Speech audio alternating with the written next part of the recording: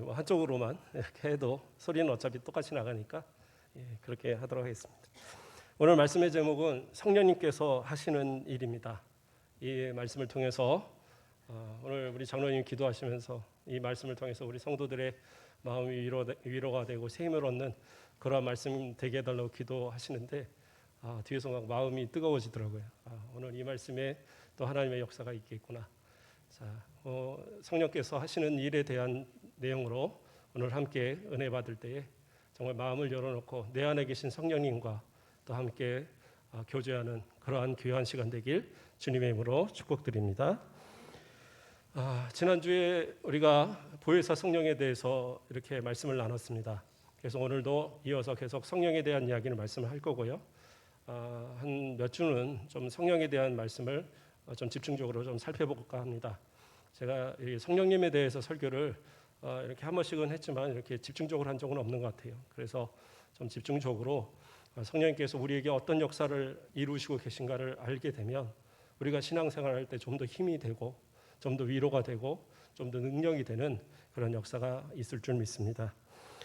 지난주의 말씀을 조금만 간략하게 설명을 하면 보혜사 성령께서 이 땅에 오시는 것, 예수님께서 제자들에게 말씀하시면서 내가 가고 나면 다른 보혜사, 곧 보혜사 성령께서 오실 것이다 라고 그렇게 말씀하셨어요. 그래서 다른 보혜사다, 그 다른 보혜사가 누구냐? 그러니까 예수님께서 보혜사시고 예수님께서 보냄을 받으셔서 하나님의 그 계획하신 구원을 우리 가운데 성취하시고자 그렇게 오셨잖아요. 그래서 그 자체의 사역이 보혜사라는 말이, 하나님께서 보내셔서 우리를 위하여 그런 헌신하신 그 일들이 보혜사의 역할인데, 예수님이 가시고 나면 또 다른 보혜사가 올 거란 말이에요. 그 보혜사는 어떻게 역사하시느냐? 예수님께서 뭐라고 하셨어요? 영원토록 너희와 함께 있을 거라고 얘기했어요. 그러니까 우리와 영원토록 함께 있어서 우리의 보혜사가 되시는 거예요. 그러니까 우리와 하나님께서 보내신 그 사명을 가지고 그 구원의 역사를 우리 가운데 적용시키시는, 그래서 우리 안에 계셔서 그 우리가 받은 이 구원이 결코 흔들리거나 취소되지 않도록 영원토록 우리와 함께 하시는 그 역사가 성령님의 역사라는 거예요. 그래서 우리는 성령님에 대해서 크게 느끼지 못하면서도 사실은 가장 가까이서 우리를 돌보시고 우리와 함께 하시는 분이 성령님이신 거예요. 그런데 왜 성령님에 대해서 우리가 잘 못 느끼느냐? 성경에서는 구약 성경에서 성령님께서 여러 번 거명이 되지만 그럼에도 불구하고 대부분 하나님의 영, 여호와의 영, 또 신학에서도 그리스도의 영, 하나님의 영, 이런 식으로 이렇게 성령님을 표현하다 보니까 많은 사람들이 오해하는 것이 성령님은 성부나 성자보다는 조금 낮으신 하나님이 아니신가? 그렇지 않아요. 성령 하나님도 마찬가지로 삼위일체 하나님으로서 성부와 성자와 성령, 유일하신 하나님의 한 분 본체이신 그러한 성령님이시라는 사실이에요. 그러니까 우리가 이 사실에서 흔들리면 내 안에 계신 성령님을 잘못 알고 있는 거예요. 성령님께서는 예수님께서 말씀하신 그 약속대로 오순절 다락방에 강림하셔서 우리에게 영원토록 함께 하십니다. 그러면 성령님께서 우리와 함께 하시는 것이, 그러면 과거에는 함께 하지 않으셨느냐? 왜 예수님께서 오시리라 얘기하시느냐? 예수님이 사역하시는 모든 동안에 성령이 분명히 역사하셨고, 그렇죠? 예수님께서 세례 받을 때도 성령이 비둘기같이 강림하시는 그러한 그 역사를 보여주셨잖아요. 예수님이 그 태어나신 것도 성령으로 잉태되셨고, 구약에서도 성령의 역사를 통해서 성경이 기록되고 성령이 감동하심으로 인해서 그러한 많은 선지자들이 예언을 하고, 이러한 모든 일들이 다 성령의 역사거든요. 사울 왕에게도 성령이 임하셔서 그가 예언하는 일도 나타났었고요. 그가 성령이 떠나가실 때 악신이 들어가서 그런 그 악한 그런 질병이 걸리기도 하고 그러한 일들이 일어났던 거예요. 그러면 성령께서는 구약 시대에도 신약 시대에도 예수님 그 시대에도 다 역사하셨는데 왜 예수님께서는 오시리라고 얘기를 하고 계시냐? 그러니까 이것에서 우리가 오해하면 안 돼요. 성령님께서 이전에는 활동 안 하신 것이 아니라 다 활동하셨고, 또 변함없이 활동하셨지만 그러나 오순절 다락방에 임하시는 그 성령의 역사는 뭐라고 그랬어요? 이것은 구원을 우리 가운데 적용하시는 성령님이세요. 그래서 그 전까지의 성령님의 역사는 성령님이 다르신 분이 아니라 같으신 분인데, 예수님께서 구원을 성취하시기 전까지는 성령 하나님은 어떻게 되셨어요? 우리 가운데 오셨다가 때로는 가셨다가 이런 어떤 그 항구적인 그러한 우리 안에 내주하시는 그러한 부분이 아니셨어요. 그러나 구원을 예수님께서 성취하심을 통하여서 그 구원을 우리 가운데 적용하시는 보혜사로서의 역할을 감당하실 때에 우리와 함께 영원토록 예수님의 약속대로 영원토록 거하시는 그러한 은혜를 우리 가운데 주신다라는 거예요. 그러므로 어떻게 보면 성령님께서 지금 가장 우리와 가까이 계시는 거예요. 예수님도 하나님도 성령님을 통해서 우리 가운데 계시는 거예요. 성령님을 통해서 우리와 함께 계시는 겁니다. 그렇기 때문에 성령님의 어떤 내주하심, 성령님의 이끄심에 대한 부분을 우리가 명확히 알고 있어야지, 그래야지 내가 어떠한 존재로서 살아가느냐, 이러한 것들을 우리가 그런 정체성을, 그리스도인으로서의 정체성을 우리가 깨닫게 되는 그러한 역사가 있게 될 거라는 사실입니다. 그 사도행전 2장 47절 말씀을 보면 하나님을 찬미하고 또 온 백성에게 칭송을 받으니 주께서 구원받는 사람을 날마다 더하게 하시니라 라는 부분이 나와요. 이 말씀은 무슨 말이냐? 오순절 성령의 강림의 역사가 일어나면서 그 성령의 강림의 하심을 따라서 구원에 적용하시는 성령님이 내주하시니까 그들이 성령의 충만함이 나타나고 나가서 복음을 전하면서, 그러면서 날마다 복음을 받아들이고 교회 안으로 들어오는 그런 성도들이 차고 넘치는 역사가 일어났어요. 이것은 뭐냐? 바로 이 오순절을 기점으로 해서 우리 신약의 이 교회가 시작되었다라는 걸 보여주는 거예요. 그러니까 우리 교회에 우리 순천 가곡교회뿐만 아니라 모든 그리스도의 몸된 교회가 시작되어진 기점이 언제냐? 성령 강림의 역사였단 말이에요. 그러니까 성령님의 강림의 역사가 없었다면 우리는 이전에 구약의 그냥 그 장막의 이 뭐라고 표현할까요? 그 광야 교회의 그런 어떤 테두리 안에서 있는 장막 안에서 그 예루살렘 성전 안에서만 국한되어진 그런 교회의 모습들을 아마 우리는 갖게 됐을 거예요. 그러나 오순절 다락방의 역사를 통해서, 성령 강림의 역사를 통해서 이런 어떤 보여지는 성전이나 그러한 장막에 국한된 그러한 예배가 아니라 모든 곳에서 하나님은 영이시니 예배하는 자가 신령과 진정으로 예배한다.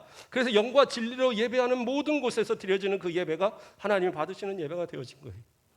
그래서 신약 교회의 시작, 우리가 지금 이렇게 모여서 예배하는 이 교회의 시작이 언제부터냐? 오순절 다락방의 성령 강림의 역사부터 시작이라는 거예요. 그러므로 성령의 강림의 역사가 없었다면 교회의 시작은 없었다는 얘기. 그러므로 성령의 역사는 상당히 중요합니다. 그러면 우리가 성령의 역사를, 성령의 강림의 역사를 우리가 이해할 때 오해해서는 안 되는 부분이 있어요. 어떤 부분이냐? 오순절 다락방의 역사를 어떤 이들은, 그렇죠? 이 순복음 같은 이런 그 발음이 잘 안 되네요. 오순절파들의 그런 주장에서는 그때의 역사가 지금도 계속 일어난다고 봐요. 오순절의 역사가 지금도 계속 있을 것이다. 그러나 그것은 오해한 얘기입니다. 왜냐하면 예수님께서 분명히 얘기하셨잖아요. 또 다른 보혜사를 보내실 것이라고. 만약에 성령님께서 그 오순절 다락방에 역사하신 것처럼 계속 임하고 또 임하시는 그런 형태라고 한다면 그것은 구약에서도 이미 있었어요. 구약에서도 선지자들한테 그렇게 임했고, 예언하는 자들이 모였을 때 그렇게 임했고, 그러한 일들이 여러 번 일어났었어요. 그런 반복적으로 일어나는 그런 성령의 강림, 성령의 어떤 충만의 역사, 성령의 그런 어떤 은사의 역사가 일어나는 것을 이야기하는 게 아니에요. 예수님께서는 분명히 뭐라고 하세요? 또 다른 보혜사를 너희에게 주사 영원토록 너희와 함께 있게 하겠다. 그래서 그 보혜사가 오시는 때가 있다라는 거예요. 그래서 예수님께서 본인이 승천하시기 전에 그때 제자들에게 뭐라고 얘기하셨느냐? 사도행전 1장 5절을 보면 요한은 물로 세례를 베풀었으나 너희는 몇 날이 못 되어 성령으로 세례를 받으리라 하셨느니라 얘기하고 있어요. 그러니까 예수님이 승천하시는 그 직전까지도 성령은 오시지 않았다라는 거예요. 그러니까 성령이 그때 안 계셨다라는 게 아니라 구속의 그 적용, 구원을 적용하시는 그 성령의 역사는 일어나지 않았다는 거예요. 그래서 뭐라고 합니까? 몇 날이 못 되어라는 얘기를 하고 있어요. 예수님께서 언제 승천하셨습니까? 예? 부활하시고 나서 언제 승천하셨어요? 이 땅에서 40일가량을 계셨다라고 성경은 기록을 합니다. 그러면 오순절이 되면 50에서 40을 빼면 어떻게 돼요? 열흘 정도죠. 예. 그것이 예수님이 그 무덤에 있는 것을 포함인지 뺀지는 잘 모르겠습니다. 포함이면은 이 열흘이고 빼면은 7일이 되겠죠. 그러므로 몇 날이 못 돼요 성령이 오시는 게 맞아요. 그러나 그 간격을 이야기하시는 이유는 뭐냐? 성령이 임하시는 기점이 있다라는 거예요. 그것을 분명하게 예수님도 밝히시는 거예요. 그래서 오순절 다락방의 성령의 역사, 그 성령의 그 적용하시는 역사가 일어난 그때는 단 이례적으로 일어나는 거예요. 그러면 그때에 임하신 성령님은 그러면 또 우리는 성령을 받아야 되는데 어떡합니까? 아니요. 그 성령의 역사는 그 보여지는 그런 강림의 역사는 그때 한 번뿐이고 그 성령께서는 믿는 모든 자 안에서 이미 임하고 계시는 거예요. 그러니까 우리가 거기서 오해하는 것이 뭐냐면 성령 충만과 성령의 세례를 오해해서는 안 돼요. 어떤 사람들은 성령 충만한 것이 성령의 세례라고 착각을 합니다. 그렇지 않아요. 성령의 세례와 성령의 충만은 다른 개념이에요. 물론 오순절 다락방에 그 기도하는 그들에게는 성령의 세례도 있었고 성령의 충만도 나타났습니다. 그래서 성령의 세례가 임해서 그들의 마음 가운데 확고한 믿음이 생겼어요. 확고한 믿음이 생기니까 나아가서 내가 예수 믿는다는 사실을 그리스도의 복음을 담대히 전하는 믿음이 생겼어요. 그러니까 성령의 세례는 믿음과 관계된 거예요. 내 안에 믿음의 역사가 일어나면 그것은 분명히 성령의 세례를 받은 사람들입니다. 그런데 오순절 다락방에는 또 하나의 그 역사가 뭐냐면 성령 충만의 역사가 일어난 거예요. 성령의 충만의 역사 가운데 나타나는 것이 뭐냐면 은사라는 거예요. 그래서 성령의 충만함이 나타날 때 그들에게 뭐가 나타나요? 방언의 역사가 일어났죠. 그래서 사도행전 2장 4절을 보면 그들이 다 성령의 충만함을 받고 성령이 말하게 하심을 따라 다른 언어들로 말하기 시작하니라. 그러니까 실제적인 방언입니다. 이것은 오늘날 우리가 하는 그런 해석하지 못하는 이런 방언이 아니라 실제적인 다른 나라의 말 또는 다른 지방의 사투리로 들리는 그러한 방언이에요. 방언이란 말이 사투리란 말이잖아요. 그래서 그러한 말이 실제적으로 임하는 그러한 역사가 성령의 충만을 통해서 나타났다는 거예요. 그러니까 오순절 다락방 사건의 역사는 성령 세례와 성령 충만이 함께 일어난 거예요. 그러나 성령 충만의 이런 은사가 꼭 임하여야지만 그 사람이 성령 세례를 받은 거냐? 그건 아니라는 거예요. 때로는 그가 성령의 세례를 받지 않았어도 은사의 역사들은 일어날 수 있어요. 이건 뭐냐면 성령님께서 필요하면 주실 수 있는 거예요. 나귀도 그렇죠? 그것 또한 성령의 역사인 거예요. 예. 그 발람 선지자가 그렇죠? 그 돈에 눈이 어두워서 그 이스라엘 백성들을 저주하겠다고 가니까 어떻게 해요? 나귀가 말을 해요. 그래서 저 사자가 보이지 않느냐? 저 천사가 보이지 않느냐? 그러면서 이제 막 얘기하잖아요. 그러한 일들이 어떻게 일어나요? 성령의 역사거든요. 그러면 나귀가 그러면 뭐 구원받았습니까? 그런 일은 없어요. 물론 그렇다고 뭐 믿지 않는 자에게 성령의 막 은사가 나타나고 그런 개념은 다 아니에요. 그런 개념은 아닌데 내 믿음이 약하건 내 믿음이 뭐 부족하건 그것에 관계없이 때로는 은사라는 것이 나타나기도 해요. 그래서 어떤 경우들은 방언을 했다, 예언을 했다 막 이러면서도 믿음을 지키지 못하고 세상으로 나가는 사람들이 있어요. 그러니까 우리는 분명하게 생각을 합니다. 물론 이제 조금 있으면 뒤에서 다시 또 살펴볼 부분이 분명히 있지만 겉으로 보여지는 것만을 가지고 판단해서는 안 돼요. 가장 중요한 건 뭐냐면 성령의 세례가 우리 가운데 먼저예요. 성령의 세례라는 건 뭐냐면 내 안에 진짜 믿음이 고백되어지는 그 자체가 바로 성령의 세례입니다.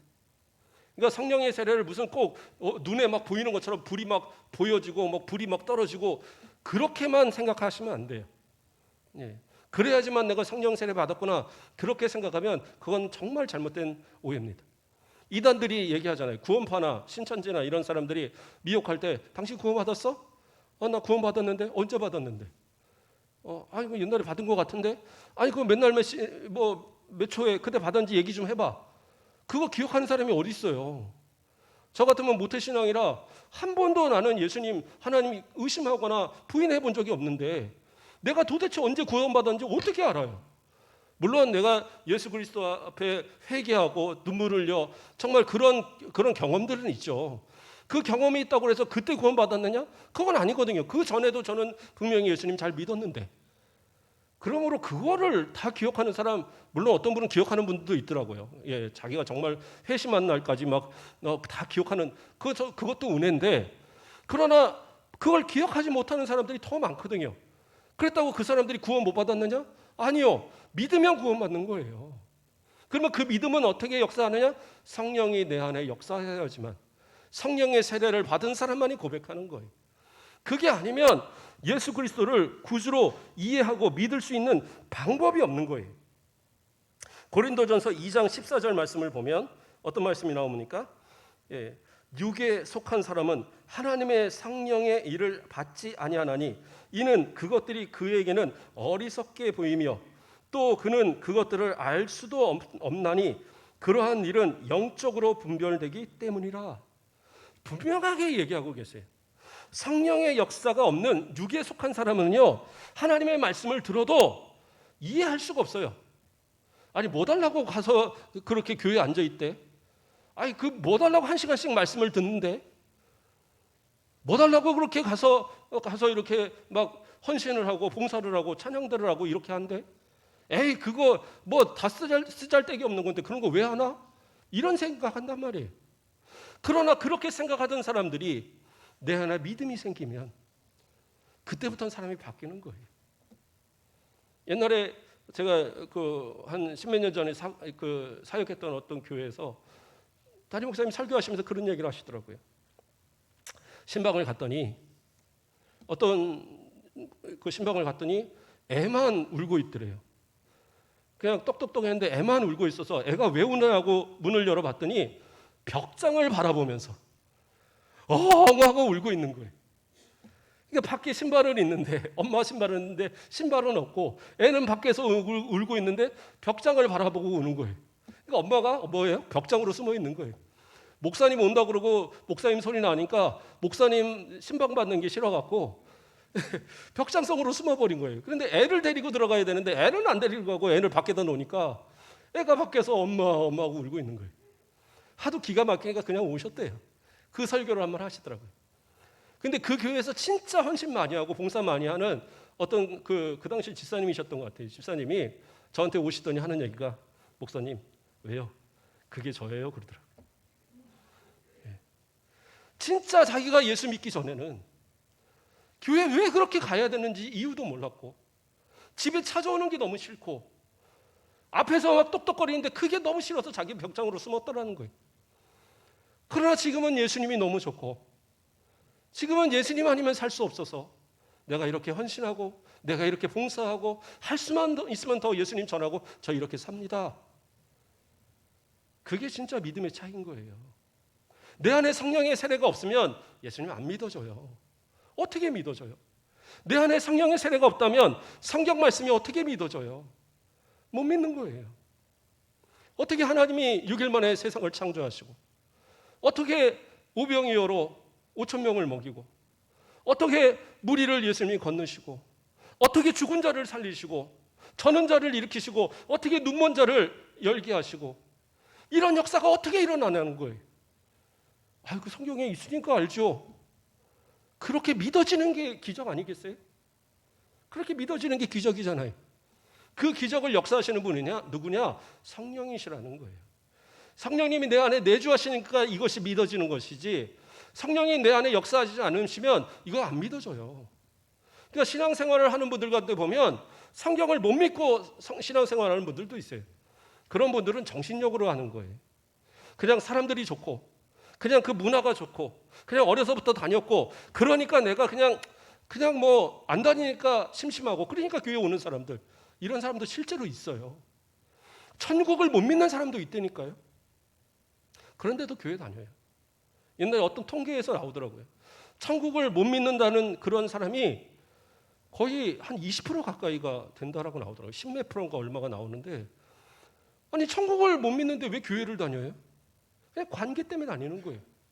내 부모가 다니니까, 내 아내가 다니니까, 내 친구가 다니니까, 내가 어려서부터 다녔으니까. 그런데 못 믿으면서도 자리를 차지해요. 왜요? 정신력으로도 얼마큼은 할 수 있어요. 정신력으로도 다니다 보면 권사도 되고 안수입사도 되고 장로도 되고 목사도 될 수도 있어요. 그러나 믿음이 없이는 하나님을 기쁘시게 못하는 거예요. 믿음이 없이는 천국 갈 수 있는 사람이 없고, 믿음이 없이는 하나님의 말씀이 믿어지지 않고, 그러면 어떻게 해요? 그 사람의 구원은 가짜예요. 그러므로 이 말씀처럼 세상에 속한, 이런 육에 속한 사람들은 어리석게 여기고 믿을 수가 없는 거예요. 근데 이것이 믿어진다는 이 자체가 뭐예요? 성령이 내 가운데 역사하시는 거예요. 그러면 나는 성령 세례 받은 거예요. 무슨 방언을 한다, 예언을 한다, 무슨 병 고치는 역사가 일어난다, 이거는 부차적인 거예요. 이것이 우선이 아니에요. 이것은 성령 충만의 역사를 통해서 드러나는 은사지, 성령의 세례만이 꼭 다른 건 아니에요. 뿐만 아니라 성령의 은사 가운데서도 분명하게 그 고린도전서 12장 9절 말씀을 보면 뭐라고 나옵니까? 다른 사람에게는 같은 성령으로 믿음을, 어떤 사람에게는 한 성령으로 병 고치는 은사를, 이렇게 나와요. 그러니까 어떤 사람한테는 병 고치는 은사를 그 은사로 주셨다고 한다면, 어떤 사람한테는 믿음을 은사로 주셨다라는 거예요. 그러니까 믿음도 성령께서 주시는 은사인 거예요. 그러니까 내가 믿음이 가졌다? 그럼 나는 이미 은사 받은 거예요. 그거 가지고 저 사람은 방언하는데 왜 나는 못하는가? 제가 방언 달라고 기도를 참 많이 했었어요, 예전에. 중학교 때 처음으로 기도원을 끌려 올라갔는데 진짜 가기 싫어 죽겠는데 아버지가 너 안 가면 혼난다 그래갖고 어쩔 수 없이 중학교 1학년짜리 아무도 안 가는데 저 혼자 쫓아갔어요, 형들하고. 그래서 첫 해는 그냥 쫓아갔고, 그런데 막 방언한다고 막 이렇게 하고 막 굴에다가 집어넣고 막 기도를 시키는데 죽겠는 거예요. 이거 어떡하나. 그냥 시간을 때우고 막 이러는데, 뒤에 와서 또 우리 그 교회 선생님이 저를 위해서 기도해 주시는 거예요. 기도하면서 제 이름을 열심히 불러야 되는데 다른 친구 이름을 부르는 거예요. 제가 설교하면서 기도 얘기해도 되는지 모르겠는데, 제 친구 새벽이라고 있거든요. 등치가 저하고 비슷하니까 그런지 너 그런 새벽아 그러면서 막 기도를 하시는데, 한 10분, 20분을 계속 기도하길래 그냥 저는 그냥 아멘 아멘 하고 있었어요. 그러더니 껌껌해서 이렇게 다시 보더니 너 모세냐? 그러더니 또 다시 막 힘들더라고요. 이 믿음도 없을 때. 그런 모습들을 하다니까 아니 이해가 안 가죠. 갑자기 막 시끄럽게 하고. 그런데 그것도 자꾸 가다 보니까 그것도 이 마음에 사모함이 생기더라고요. 그래, 방언 이런 거 한번 해보면 좋을까?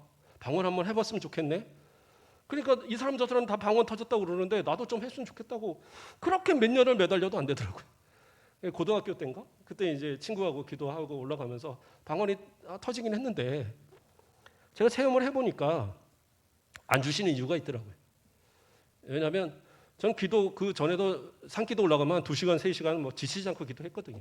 워낙 체력이 좋아서 산 위에서도 그냥 한 3월달 이렇게 올라가도 반팔 입고 막 기도하고 그럴 정도로 땀을 낼 정도로 기도를 했었는데, 방언 터지니까 기도를 안 하겠다고 방언만 하는 거예요. 어느 순간 내가 딱 생각을 하는 게 이건 아니다 생각이 딱 들었어요. 그 다음부터는 제가 방언을 안 했습니다. 그냥 기도하지 모터로. 그러니까 내 가운데 필요 안 하니까 안 주시는 거지, 굳이 안 주시는 걸 달라고 매달릴 이유는 없어요. 필요 없는데 받아서 뭐 할 거예요? 병 고치는 은사 받아서 필요하세요? 온 동네 돌아다니면서 사람들 고치고 다니시겠어요? 그러지 않을 거면 받을 필요가 없어요. 예언 받으면 뭐 할 거예요? 그거 가지고 돌아다니면서 보이는 게 보여 이런 거 아니잖아요. 성경에서 예언은 절대 미래에 대한 예언을 얘기하는 게 아니에요. 회개하게 하는 그러한 역사를 위해서 주시는 말씀이 그 안에 주가 된 것이 예언이. 그러니까 말씀에서 벗어난 건 예언이 아닙니다. 그러니까 성경도 이제 함부로 이제 잘못 이해하면 안 돼요. 자, 어쨌든 간에 그러한 어떤 은사의 가운데 가장 먼저 나타나는 게 뭐예요? 믿음이란 말이에요. 그러면 그 믿음을 내가 얻었다. 그러면 뭐예요? 그럼 나는 이미 성령의 세례를 받은 자고 은사를 받은 거예요. 그러므로 내가 가진 믿음에 대해서 의심하지 마셔야 돼요. 그럼에도 어떤 분들은 자꾸 의심하게 되는 거예요. 그러면 내 그 의심하지 않기 위해서 또한 필요한 게 때로는 은사도 필요할 수도 있죠. 예. 그래서 성령 충만과 성령의 세례는 좀 분리해서 보자. 그리고 성령 충만도 필요합니다. 왜냐하면 성령 충만이 없다고 한다면 우리가 어떻게 해요? 세상 가운데서 오는 사단 마귀의 유혹을 이겨내는 힘이 우리 가운데 너무 부족할 때가 많아요. 믿음을 강하게 정말 이겨나가기 위해서는 때로는 성령 충만의 역사가 있어야 돼요. 그러니까 성령의 충만을 우리가 보통 오해하는 것이 물이 있어요. 물이 있으면 물컵에 물을 이렇게 기울었을 때 흐르는 그러니까 이렇게 흐르지 않는 건 충만이 아니잖아요. 물이 찰랑찰랑할 정도로 꽉 찬 것을 그렇게 생각을 한단 말이에요. 그러니까 성경에서 말하는 그런 성령의 충만은 그런 것이 아니에요. 성경에서 말하는 성령 충만은 뭐냐면 이것이 완전히 장악되어진 상태를 얘기하는 거예요. 내가 성령 안에서 완전히 장악되어진 상태. 그래서 성령이 완전히 나를 완전히 다 감싸고 나를 완전히 장악해서 내가 그 안에서 완전히 이 잡혀 있는 상태, 그 상태가 성령의 충만이에요. 예. 그런데 그냥 찰랑찰랑한 정도만 자꾸 우리는 생각하니까 요만큼이면 됐나? 요만큼이면 됐나? 이게 아니고 더 이상은 나의 주권자가 나를 주관하는 주관자가 내가 아닌 상태. 그래서 성령이 나를 주관하시기 때문에 때로는 내가 힘들어도 어려워도 성령님을 의지하면 성령님이 이끌어 가시는 거예요. 그러한 삶의 모습들을 만들어가는 것이 성령의 충만의 모습이에요. 그러니까 성령 세례를 받은 사람은 믿음을 가지는 사람은 분명히 성령 충만으로 나아가야 돼요. 그러니까 성령 충만을 안 가졌다고 해서 내가 믿음이 없는 건 아니지만 성령 충만의 체험 없이 믿음을 지켜가기라고는 참 어렵단 말이에요. 왜요? 사단 마귀가 우는 사자와 같이 삼키자를 찾거든요. 그러니까 믿음이 약한 사람들을, 믿음이 작은 사람들을 가서 자꾸 시험한단 말이에요. 그 시험을 받을 때 그것을 이겨내지 못하니까 구원은 받았고 믿음은 있는데 자꾸 넘어지는 거예요. 오늘도 넘어지고 내일도 넘어지고 그래도 오뚜기 같이 일어나긴 하는데 또 넘어지고 그러니까 인생이 힘든 거예요. 주님 앞에 나올 때마다 날마다 힘들어서 주여 주여 눈물만 흘리고 돌아가고 그러지 말고 이왕 내 힘으로 안 될 것 같으면 이왕 내 능력으로 안 될 것 같으면 어떻게 해요? 하나님 앞에 맡겨보세요. 하나님께 맡기면 그때부터 하나님이 역사하시는 거예요. 에베소서 5장 18절 말씀을 보면 술 취하지 말라 이는 방탕한 것이니 오직 성령으로 충만함을 받으라 이렇게 말씀하고 있어요. 술 취하지 말라. 오늘도 술 먹지 말라는 얘기 하시는군요. 그 얘기가 아니라 이때의 술이란 문화는 우리가 지금 생각하는 그냥 한 잔 반주하는 이런 개념이 아니에요.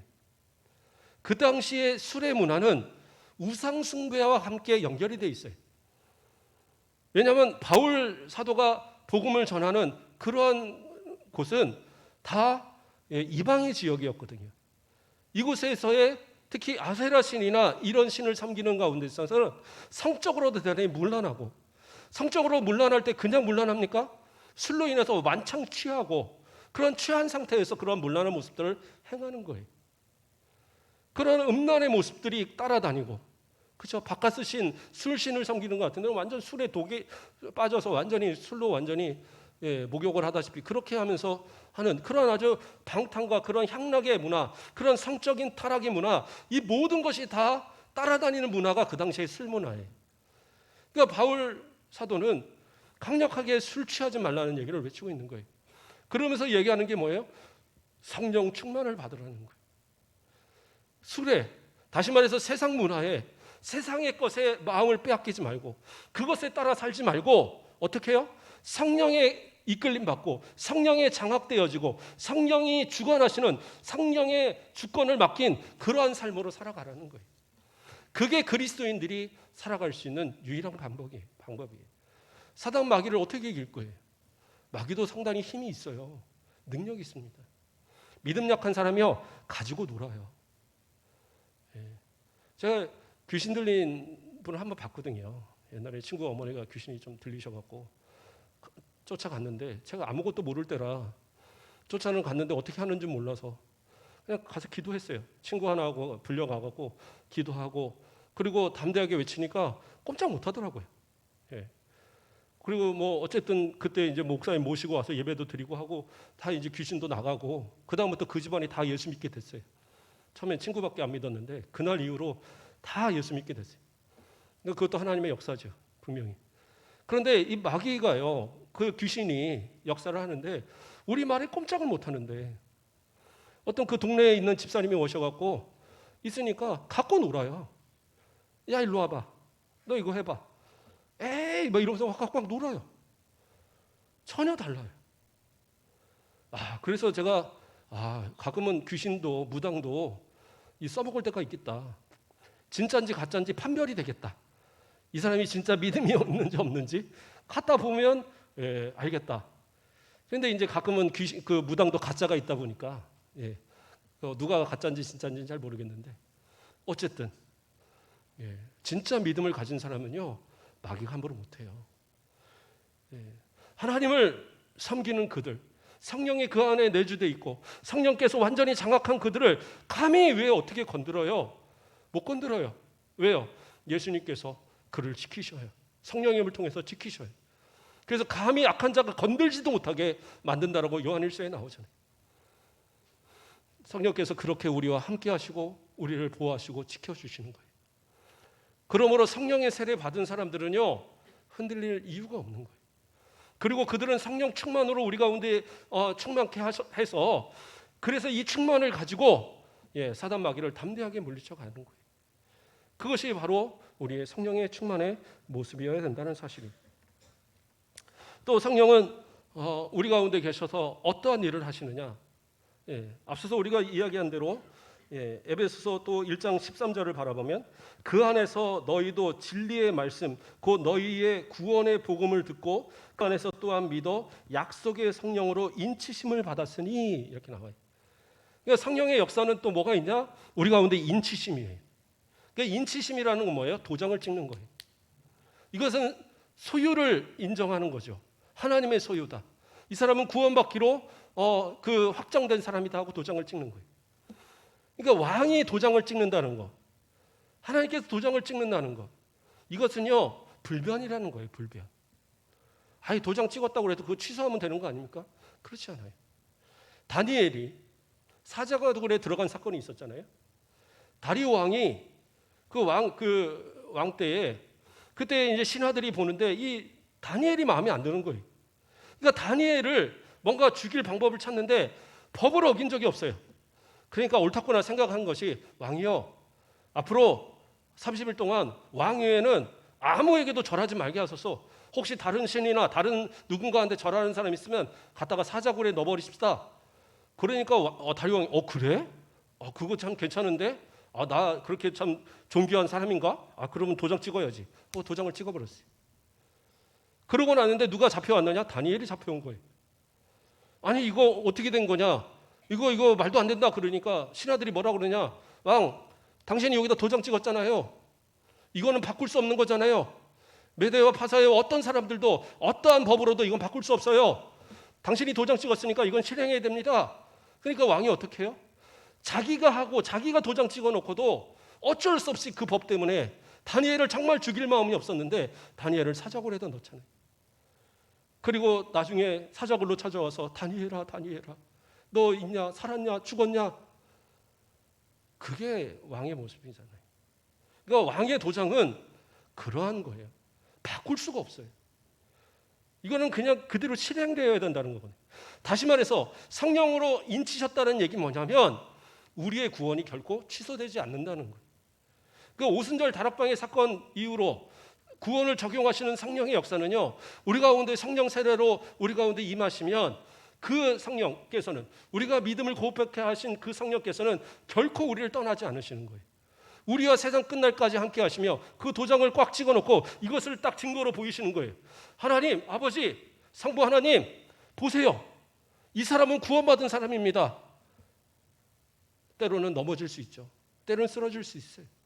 저 자신도 저를 돌아보면 내가 구원받을 자격 있나? 내가 하나님 앞에 용서받을 자격 있나? 내가 하나님께서 그렇게 예수님까지 피 흘리시면서까지 너는 내 거야 할 만한 그런 자격 있는 사람인가? 자격 없어요. 아무리 돌아봐도 자격 없어요. 그런데 나는 구원받았잖아요. 나는 확실히 믿어요. 왜요? 성령께서 인치셨으니까. 하나님께 성령을 통하여 인치셨으니까 그 인치신 건 취소가 안 돼요. 취소하려고 한다고 해도 되는 게 아니에요. 하나님 저 취소하실래요? 그래도 안 돼요. 하나님께서 결국엔 어떤 방법을 써서라도 주님 앞으로 돌아오게 하시는 거예요. 그러니까 지금 이 자리에서 우리 다 예배드리고 있는 거예요. 이러니까 하나님 앞에 지금 이렇게 하나님을 아버지로 고백하고 예수님을 나의 구주로 고백하고 성령님을 내 안에 이렇게 모시고 살아가는 거지, 이게 어떻게 내 생각과 내 뜻대로 됩니까? 방법이 없어요. 예수님 이제 안 믿고는 살아갈 수 있는 방법이 없는 분들이 여러분들이에요. 이왕 예수 믿었으면 똑바로 믿자고요. 예수 믿고 복 받아야지, 예수 믿고 날마다 회초리 맞고 살면 안 되잖아요. 그러므로 성령에 인치신 사람답게 하나님의 말씀대로 살아가는 그런 우리들이 되어야 된다는 사실이. 또 하나의 모습은 뭡니까? 성령께서 우리 가운데 계셔서 진리의 영으로 우리 가운데 함께 하십니다. 요한복음 16장 3절을 보면, 그러나 진리의 영이 오시면 그가 너희를 모든 진리 가운데로 인도하시리니 그가 스스로 말하지 않고 오직 들은 것을 말하며 장래의 일을 너희에게 알리시리라, 이렇게 말씀하고 있어요. 그러니까 진리의 영으로 우리 가운데 함께 하시는 성령님은 어떠한 성령이시냐? 하나님의 말씀, 그리스도의 말씀을 우리 가운데 기억하게 하십니다. 그게 중요해요. 그러니까 하나님의 말씀을 우리가 들어서 그냥 다 지나치는 것 같죠. 오늘도 막 조시는 분들, 졸면서 꾸벅꾸벅. 제가 목소리가 커질 때는 조는 분이 있다는 뜻이에요. 자, 그래서 꾸벅꾸벅 졸더라도 이것이 없어지느냐? 아니에요. 성령께서 내 안에 다 기억하게 하시고, 어느 순간 내가 힘들 때에 너 인치신 하나님의 자녀야, 너 성령께서 내주하시는 너야, 성령의 세례 받은 그러한 당신이야, 너 성령의 충만을 통해서 믿음으로 고백하는 당신이야 하고 기억하게 하신다니까요. 그리고 때로는 내가 나아가서 어떤 그리스도인으로서 말을 해야 할 때에 내가 말을 잘 못하고, 저는 언변이 부족하고 저는 안 되겠는데요. 그런데 누가 얘기하셔요? 성령이 얘기하시는 거예요. 그렇죠? 성령께서 말할 바를 알게 하시고 성령께서 이끌어 주시는 거예요. 그래서 12제자를 전도를 위해서 파송하실 때에도 예수님께서 뭐라고 얘기하셨느냐? 그 공회에 잡히거나 총독들에게 잡히거나 또는 왕들에게 잡힐 때에 두려워하지 말라는 거예요. 어떤 말을 할까 염려하지 말라는 거예요. 왜요? 성령께서 그것을 다 기억하게 하시고 말하게 하실 거기 때문에. 그러므로 우리는요, 좀 담대하세요. 두려워하지 마세요. 하나님께서 우리와 함께 하셔요. 성령이 내 가운데 함께 하셔요. 그래서 내가 담대히 예수 그리스도를 믿는 믿음으로써 서면 우리가 담대하게 말할 수 있습니다. 그러니까 어떤 자리에서도 위축되지 마시고 성령이 이끄시는 가운데 담대하게 말씀하시면 돼요.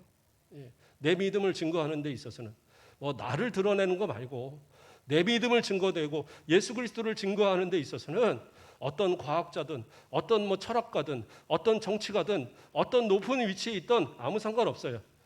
예수 믿는 내가 진짜고 내 안에서 성령이 말씀하시는 이 말씀이 진짜인 거예요. 그러므로 평소에도 하나님의 말씀을 자꾸 들어야죠. 좀 들은 게 있어야지 성령께서 기억하게 하시지. 들은 거 하나인데도 기억하면 기억하게 한다면 그건 말이 안 되겠죠. 그러니까 말씀을 자꾸 들으세요. 어떤 분이 그 TV에 나와서 그 얘기하는데 그 교수가 그런 얘기를 하는 거예요. 어떤 사람이 이렇게 학생들이 있는데 한 사람은 졸고 있고 한 사람은 떠들고 있어요. 그러면 떠드는 사람한테 점수를 더 주시겠습니까? 조는 사람한테 더 점수를 주시겠습니까? 이렇게 그 교수한테 물어보니까, 법의학자인데 그 교수한테 물어보니까 뭐라고 대답하냐면, 나는 조는 사람한테 더 점수를 줍니다, 그러는 거예요. 왜냐하면 그 조는 사람은 자면서도 듣고 있다라는 거예요. 그러니까 얼마나 대단하냐는 거예요. 이 떠드는 놈은 와서까지도 떠들고 딴짓하는데 이 자는 사람은 자면서까지도 이 수업을 듣고 있으니 얼마나 대단하느냐. 그러니까 오늘 와서 졸면서도 들으시는 분들 대단하신 거예요. 듣는 게 없어지는 거 아니고 귀에다 쏙쏙 박혀서 다 하나님 기억하게 하세요. 성령이 기억해야 하실 겁니다. 그렇다고 날마다 졸지 마시고 오늘 특별히 졸았기 때문에 내가 봐드리는 거예요. 자, 어쨌든 하나님의 말씀을 들을 때 우리 그렇게 깊이 깨닫고 그러한 말씀 안에서 우리가 좀 은혜 받고, 그래서 그 은혜 받은 말씀이 성령께서 나에게 필요할 때 그것을 내게 기억하게 하시고 말하게 하시고 나로 승리할 수 있는 성령의 검으로 역사하시는 거예요. 그것이 나를 지키는 힘이 되는 겁니다. 그래서 성령이 내 안에 계셔서 역사하시는 이 모든 역사들을 우리는 어떻게 해요? 그것을 의지해서 그리고 살아가면 넉넉히 이 세상 이길 수 있고 마귀도 물리칠 수 있고 우리의 믿음 지켜서 하나님 앞에서 칭찬받는 그런 믿음 되어진다는 거예요. 오늘은 여기까지만 살피겠습니다. 다음 주에 또 이어서 말씀들을 좀 살펴보고요. 저와 여러분은 어떤 분들이에요? 보혜사 성령께서 우리 가운데 내주하셔서 영원토록 함께 하시고 성령의 세례를 우리 가운데 주셔서 우리로 믿음이 결코 취소되지 않도록 성령의 인을 치시고, 그렇죠? 그리고 우리를 지키셔서 마귀가 감히 우리를 건들지 못하도록 우리를 보호하시고 우리로 말씀을 기억하게 해서 그 말씀 의지해서 세상도 이겨가고 우리를 핍박하고 우리를 넘어뜨리려 하는 모든 권세들을 물리칠 수 있는 능력이 임한다는 거예요. 그 성령님 의지해서 우리 날마다 승리하시고 또 그 성령이 기억해 하시는 그 말씀을 따라서 우리도 하나님의 뜻에 합당한 예수 그리스도의 복음에 합당한 삶을 살아가시는 우리 모든 성도들 되시길 주님의 이름으로 축복합니다.